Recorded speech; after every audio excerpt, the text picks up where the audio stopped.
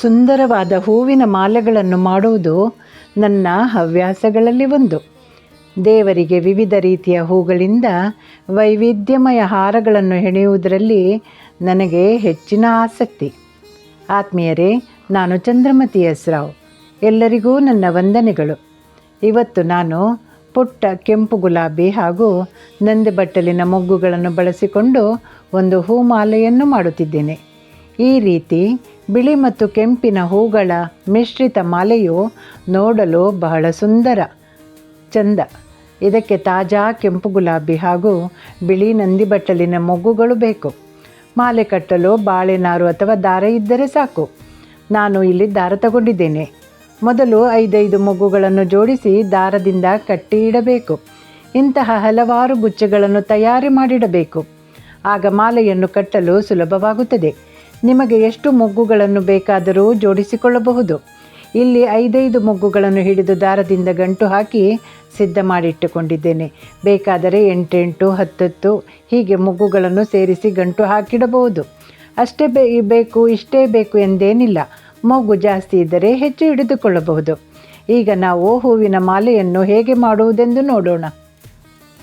ಬಿಡುವಿದ್ದಾಗ ಹೀಗೆ ನಂದಿಬಟ್ಟಲಿನ ಮೊಗ್ಗುಗಳನ್ನು ಜೋಡಿಸಿಕೊಂಡು ಗಂಟು ಹಾಕಿ ಇಟ್ಟುಕೊಳ್ಳಬಹುದು. ಇದು ಒಂದು ರೀತಿಯ ಮುತ್ತಿನ ಗೊಂಚಲಿನಂತೆ ಕಾಣುತ್ತದಲ್ಲವೇ? ಹೀಗೆ ಇದು ಕೆಂಪು ಹೂವಿನ ನಡುವೆ ತುಂಬ ಚೆಂದವಾಗಿ ಕಾಣುತ್ತದೆ. ದೇವರಿಗೆ ಇದನ್ನು ಹೂಗಳನ್ನು ಹಾಕಿದಾಗ ಈ ಮಾಲೆ ಬಹಳ ಸುಂದರವಾಗಿ ಕಾಣುತ್ತದೆ. ಈಗ ನಾವು ಮಾಲೆಯನ್ನು ಹೇಗೆ ಮಾಡುವುದೆಂದು ನೋಡೋಣ. ಒಂದು ದೀಪದ ಕಂಬಕ್ಕೆ ದಾರದಿಂದ ಗಂಟು ಹಾಕಿ ಅದು ಒಂದು ಗುಲಾಬಿಯನ್ನು ತಗೊಂಡು ಅದಕ್ಕೆ ಸರಿಯಾಗಿ ಬಿಗಿಯಾಗಿ ಹಿಡಿಬೇಕು. ಒಂದು ಗಂಟು ಹಾಕೋದು. ನಂತರ ಅದಕ್ಕೆ ಇನ್ನೊಂದು ನಾವು ಮಾಡಿದ ಮುತ್ತಿನ ಗೊಂಚಲು ನಂದಿಬಟ್ಟಲಿನ ಮೊಗ್ಗುಗಳನ್ನು ಹಾಕಿ ಗಂಟು ಹಾಕಬೇಕು. ಸುರುಸುರಿಗೆ ಅದು ಸ್ವಲ್ಪ ಗುಲಾಬಿ ಭಾರ, ಇದು ಅಷ್ಟೊಂದು ಭಾರ ಇಲ್ಲ, ಆದ್ದರಿಂದ ಅದು ತಿರುಗಾಡ್ತಾ ಇರ್ತದೆ. ನಂತರ ಅದಕ್ಕೊಂದು ಸಪೋರ್ಟ್ ಕೊಟ್ಟರೆ ಸರಿಯಾಗ್ತದೆ. ಹೀಗೆ ಇದು ಈಗ 2ನೇ ಗುಲಾಬಿ. ಆ ಮೊಗ್ಗು ಎಷ್ಟು ಚೆಂದ ಕಾಣ್ತದೆ ನೋಡಿ. ಕೆಂಪು ಗುಲಾಬಿಯ ನಡುವೆ ಆ ನಂದಿಬಟ್ಟಲು ಮುತ್ತಿನ ಒಂದು ಬೆಂಡೊಲೆ ಹಾಗೆ ಕಾಣ್ತದೆ. ಹೀಗೆ ಮೊದಲೇ ಹೀಗೆ ಮುತ್ತಿನ ಬೆಂಡೊಲೆ ಹಾಗೆ ಮಾಡಿಟ್ಟರೆ ಉಂಟಲ್ಲ, ತುಂಬ ಚೆಂದ ಕಾಣ್ತದೆ ಅದು. ಈಗ 3ನೇ ಗುಲಾಬಿಯನ್ನು ಹಾಕೋಣ. ಗುಲಾಬಿಯನ್ನು ಎಸಳುಗಳ ನಡುವಿನಿಂದ ದಾರ ಇರಬೇಕು. ಮತ್ತು ಆ ದಾರ ಬಿಗಿಯಾಗಿರಬೇಕು. ನಮ್ಮ ಹಿಡಿತ ಆ ಬಿಗಿಯಾಗಿದ್ದಾಗ ಮಾತ್ರ ಅದು ಚೆಂದ ಕೂತ್ಕೊಳ್ತದೆ. ಈಗ ಇದರ ನಡುವೆ ಇನ್ನೊಂದು ನಂದಿಬಟ್ಟಲಿನ ಮೊಗ್ಗನ್ನು ಇರಿಸಿಕೊಳ್ಳೋಣ. ಹೀಗೆ ನೋಡಿ ಎಷ್ಟು ಚೆಂದ ಕಾಣ್ತದಲ್ಲ.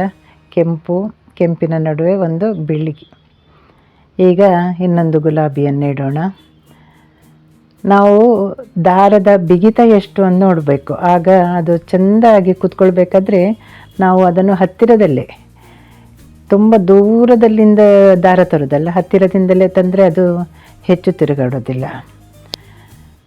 ನೋಡಿ ಈಗ ಇನ್ನೊಂದು ನಾವು ನಂದಿಬಟ್ಟಲಿನ ಮೊಗ್ಗಿನ ನೋಡಿ, ಅದಕ್ಕೆ ಬೆರಳಿನಿಂದ ಸ್ವಲ್ಪ ಸಪೋರ್ಟ್ ಕೊಟ್ಟರು ಕೂಡ ಸರಿಯಾಗ್ತದೆ. ಚೆಂದ ಕಾಣ್ತಿದೆ ಅಲ್ಲ. ಹೀಗೆ ಒಂದೊಂದೇ ಹೂಗಳು ತಾಜಾ ಇರಬೇಕು. ಈ ಹೂಗಳು ಒಂದು 4-5 ದಿನಗಳಾದರೂ ಬಾಡುವುದಿಲ್ಲ. ಗುಲಾಬಿಗೆ ಒಂದು 3-4 ದಿನಗಳಾದರೂ ಏನಾಗೋದಿಲ್ಲ. ನಂದಿಬಟ್ಟಲಿನ ಮೊಗ್ಗುಗಳು ಕೂಡ ಬೇಗನೆ ಬಾಡುವುದಿಲ್ಲ. ದೇವರ ಅಲಂಕಾರಕ್ಕೆ ಇದು ಹೇಳಿ ಮಾಡಿಸಿದ ಮಾಲೆ. ಕೆಂಪಿನ ನೆಕ್ಲೆಸ್ ಅಂತ ಹೇಳ್ತಾರಲ್ಲ ಹಾಗೆ. ಅದು ತಿರುಗಾಡುವಾಗ ನಾವು ಸ್ವಲ್ಪ ಕೈ ಬೆರಳಿನಿಂದ ಸಪೋರ್ಟ್ ಮಾಡಿ ಕೊಟ್ಟರೆ ಹೆಣಿಲಿಕ್ಕೆ ಸುಲಭ ಆಗ್ತದೆ. ಈಗ ನೋಡಿ ಇನ್ನೊಂದು ಗುಲಾಬಿ. ನಂದಿಬಟ್ಟಲಿನ ಮೊಗ್ಗಿನ ಹತ್ತಿರ ಸರಿಯಾಗಿ ಬಿಗಿಯಾಗಿ ಕೂತ್ಕೊಳ್ಬೇಕು.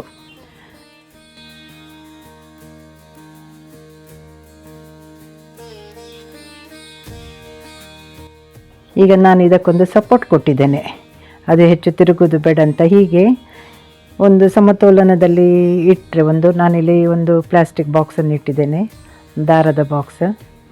ಈಗ ಕಟ್ಟಲಿಕ್ಕೆ ಸುಲಭ ನೋಡಿ. ನಮಗೆ ಎಷ್ಟು ಉದ್ದ ಬೇಕು ಅಷ್ಟು ಉದ್ದ ಮಾಡಬಹುದು. ಗುಲಾಬಿಗಳು ಕೂಡ ತಾಜಾ ಇರಬೇಕು, ಆಗ ಅದು ಚೆಂದ ಕಾಣ್ತದೆ. ದಾರ ಸ್ವಲ್ಪ ದಪ್ಪ ಇದ್ದರೆ ಒಳ್ಳೆಯದು. ತುಂಬ ತೆಳ್ಳಗಿನ ದಾರ ಆದರೆ ಅದರ ಬಲ ಸಾಕಾಗೋದಿಲ್ಲ. ಅಂದರೆ ಗುಲಾಬಿ ಸ್ವಲ್ಪ ಭಾರ ಇರುತ್ತದೆ. ಹೀಗೆ ಕಟ್ಟುತ್ತಾ ಹೋಗೋದು.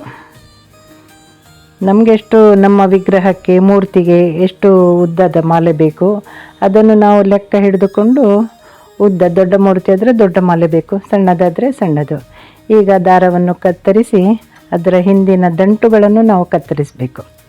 ಚೆಂದ ಮಾಡಿ ಕತ್ತರಿಯಿಂದ ಕತ್ತರಿಸಿ ಇಟ್ಟರೆ ನೋಡಿ ಮಾಲೆ ಎಷ್ಟು ಬೇಗ ತಯಾರಾಯಿತು. ನೋಡಲಿಕ್ಕೂ ಚೆಂದ. ದೇವರಿಗೆ ಒಂದು ಮಾಲೆ ಹಾಕಿದರೆ ಸಾಕು, ತುಂಬ ಚೆಂದ ಕಾಣ್ತದೆ. ಈ ರೀತಿ ಗುಲಾಬಿ ನಡುವೆ ನಂದಿ ಬಟ್ಟಲು ಇಟ್ಟು ಮಾಲೆಯನ್ನು ನೀವು ಕೂಡ ಮಾಡಿ ನೋಡಿ. ನಂದಿ ಬಟ್ಟಲು ಎಲ್ಲೆಂದರೂ ಅಲ್ಲಿ ಸಿಗ್ತದೆ, ಮಾರ್ಕೆಟಲ್ಲೂ ಸಿಗ್ತದೆ. ಕೆಂಪು ಗುಲಾಬಿ ಅಂತೂ ಈಗ ಮಾರ್ಕೆಟಲ್ಲಿ ಧಾರಾಳವಾಗಿ ಸಿಗ್ತದೆ. ಆತ್ಮೀಯರೇ, ಈ ಮಾಲೆ ನಿಮಗೆ ಇಷ್ಟವಾಯಿತೆ? ಹಾಗಾದರೆ ನನ್ನ ಕೃಷ್ಣಾರ್ಪಿತಂ ಚಾನಲಿಗೆ ನಿಮ್ಮದೊಂದು ಪ್ರೋತ್ಸಾಹ ಇರಲಿ, ಒಂದು ಲೈಕ್ ಇರಲಿ ಮತ್ತು ಉಳಿದವರಿಗೂ ಇದನ್ನು ಶೇರ್ ಮಾಡಿರಿ. ಎಲ್ಲರಿಗೂ ಶುಭವಾಗಲಿ. ಧನ್ಯವಾದಗಳು.